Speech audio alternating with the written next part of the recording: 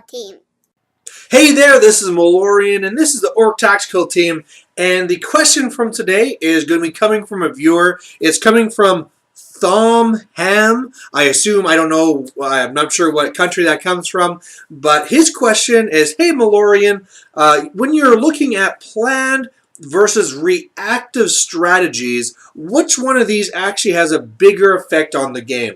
Now, of course, the first thing we have to touch on is just what is a planned strategy? What is your reactive strategy? Just before we really jump into it. So, a planned strategy is really anything you do before your opponent does anything. So when you're building your list and you say, okay, these wolf riders are going to be on the front, I'm going to have this bunker for my character, this is probably the bog standard deployments I'm going to have, this covers this does that, these are the synergies. That's part of your planned strategy.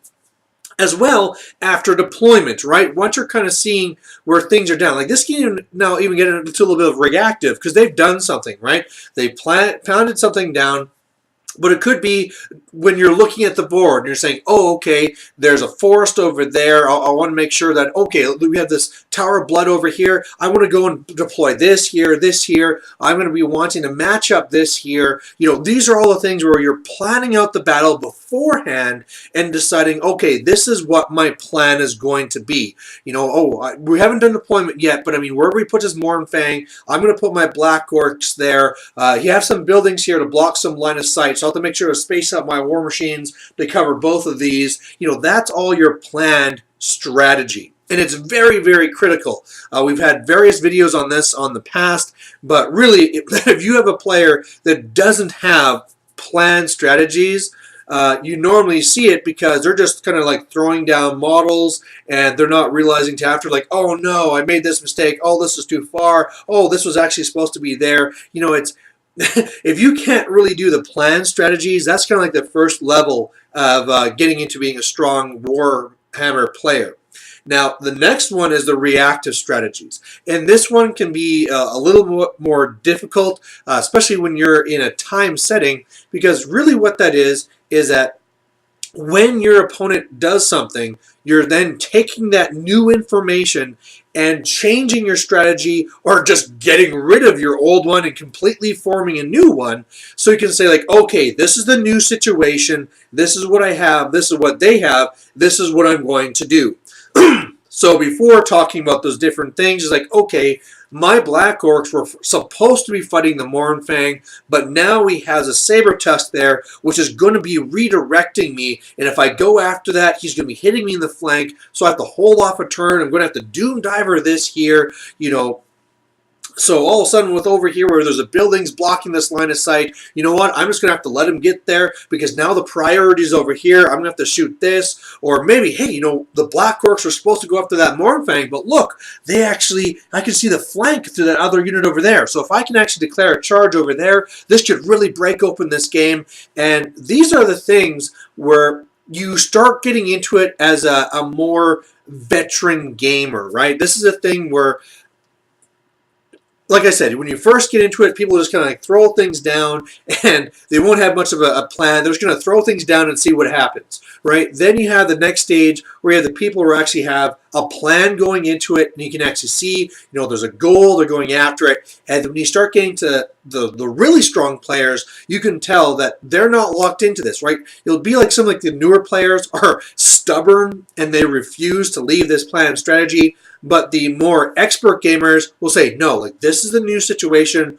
We have to deal with this. You know, I'm not going to go on tilt. I'm not going to be bothered because, oh, you know, I failed a leadership test here. So clearly my whole thing has to fail. You know, I'm not going to give up because my strategy, my plan strategy just failed. No, let's look at the situation. We'll make a new one. We can come back from this. This is going to rally. I'm going to redirect. I'm going to buy a turn. Then I can counter, right? Putting these things together. Now, what Thom Ham's question was which one actually has a larger impact on the game?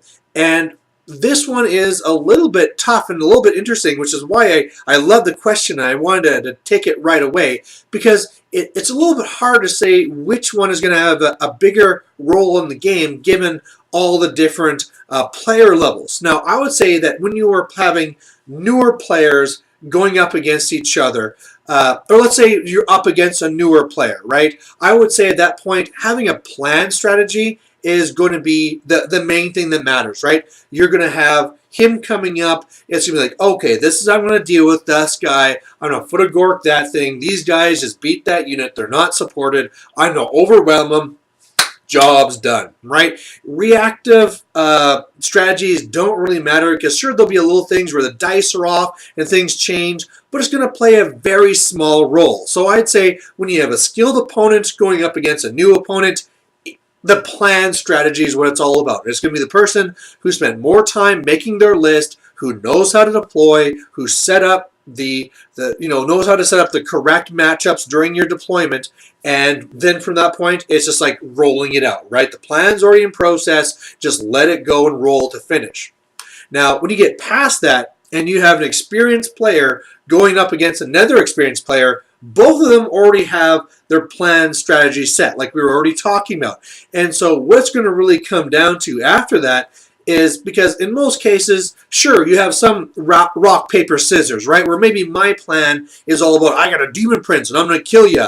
And the other guy's like, well, I got 2 rock lobas and 2 doom divers. And I'll just shoot you down, right? So if we ignore those rock, paper, scissors scenarios, what it comes down to after that is who is able to then break down the game more as it's starting to progress, right? You have your one plan. Both of you are going to be playing to your strongest ability, but it's going to be the person who's looking for the errors and looking for the mistakes and going for those type of like, oh, geez, he didn't see I can flank here. Or, you know what, he was preparing for me to go here. This is where he's setting up the double flee. But you know what? If this comes in first, that clears that out.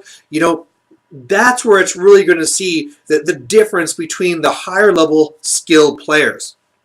So, again, like I'm trying to break it down, usually the new players, it's all about getting down and getting strong for those planned strategies because that's what's going to win you game. And we get to a higher level, it's going to be coming to those reactive.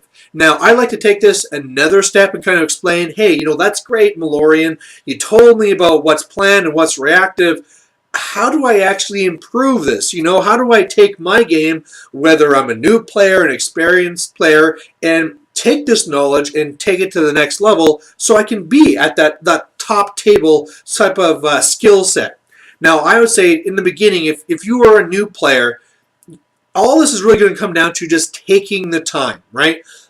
If you are not doing that first level where you are taking your list and you're having a plan, you know, really every single unit you put inside your army better have a plan. I mean, I don't just say like, oh, I'm going to throw in savages with spears. You know, like sometimes I do because their purpose is to have fun or just to actually get the dust off them. But when I'm putting in a unit, I'm saying, okay, these 20 night goblins, they're going to be my bunker. They're also going to be in a watchtower situation. I have one backup where I can put them in there. I have my savage orc biggins and my black orcs. They're going to be my 2 strong blocks. I might have something else that's going to be my other block. I might have my fast cab or whatever, they'll be there to redirect. I might have outside units like be chariots or whatever, you know, but everything has a plan going into the list, you know. So I would say the first thing you should do is take a look at your army list and look at every single unit. And if you do not have a plan for that unit going in, drop it from your list. Just drop it from your list if there's no plan. That's the very first thing. I mean, if you go through, it's like, I don't know. I have no idea. You know, maybe another way can be thinking of it too is think about deployment. Now, I know when I was new, the way that I did it is I loved drawing out my deployments on paper. It actually got me into a bad habit for a while where every single army had to be symmetrical and look perfect. But, you know, if you don't want to draw it on paper, just take out your models, set them up in what formation, right? Of course, at this point, you don't know the scenario, you don't know the terrain, you don't know the enemy army, but really, also start right away setting up your army and having a planned deployment, understanding that this is my main key bunker, it's going to be in the back, these are my front liners, these are the support pieces, the support pieces have to be in these locations, the fast calves should be placed here, these support characters should be here, and have that plan going in.